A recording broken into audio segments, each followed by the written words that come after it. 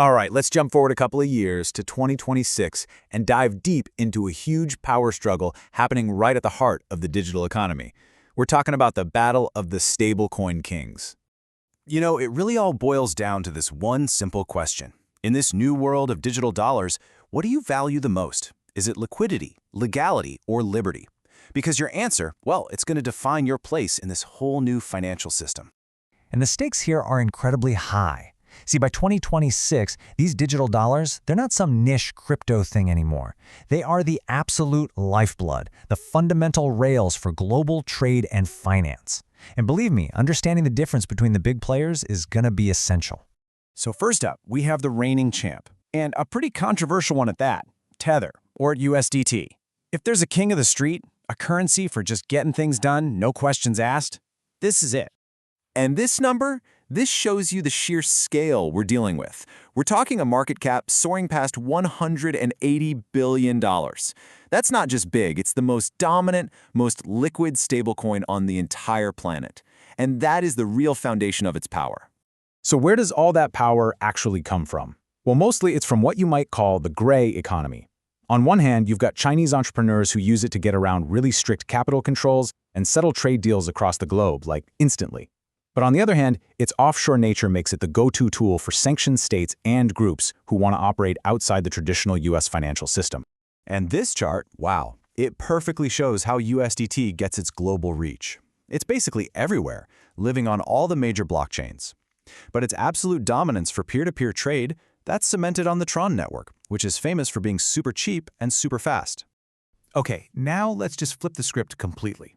If USDT is the king of the street, then USDC is the king of the castle.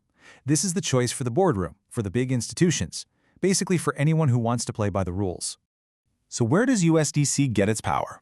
Well, it comes from this absolutely incredible alliance. You've got Circle, the company that issues it, you've got Coinbase, the custodian for those massive Bitcoin ETFs, and then you have BlackRock, the world's largest asset manager, acting as this critical bridge to old-school finance. And here's the crucial point. For businesses, for hedge funds, for any large-scale investor, USDC is really seen as the only safe harbor. It's totally transparent, it's audited by major accounting firms, and it's fully compliant with both US and European regulations. It is, without a doubt, the cleanest digital dollar on the market. And you can see its institutional focus right here in the networks it favors. It's super integrated with Ethereum, which is the heart of decentralized finance. You know, that whole world of financial tools built on the blockchain. No banks needed. And it's also big on Base, Coinbase's own network, which has become a huge hub for everyday users entering the regulated side of the crypto world. And that brings us to our third and final contender, the ideological rebel, the true outsider. If USDC is the king of the established southern kingdoms, then DAI, well, DAI is the independent king in the north. Now this slide, this shows you the single most important difference between DAI and its rivals. It's huge. Both USDT and USDC have a kill switch. It's basically a backdoor in their code that lets the company, or the government, freeze the funds in any wallet. DAI? It has no such thing. And this quote just captures its philosophy perfectly. There's no central party that can just seize or block your funds. Your money is truly your money.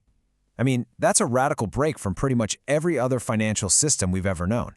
And this is exactly why it exists. You could say DAI is the spiritual successor to Satoshi Nakamoto's original vision for Bitcoin, a peer-to-peer electronic cash system that just doesn't need to rely on middlemen like banks or governments. It's a tool for pure financial privacy and censorship resistance. So naturally, its home is on Ethereum, the birthplace of decentralized finance, and on other networks that are all about building out this permissionless financial vision. So there you have it, our three kings, each with a really powerful claim to the throne. How in the world do you choose? Well, let's break down the final verdict. This cheat sheet pretty much sums up the entire conflict. If you need that unparalleled global access for trade and you're okay with the regulatory risk, USDT is your tool.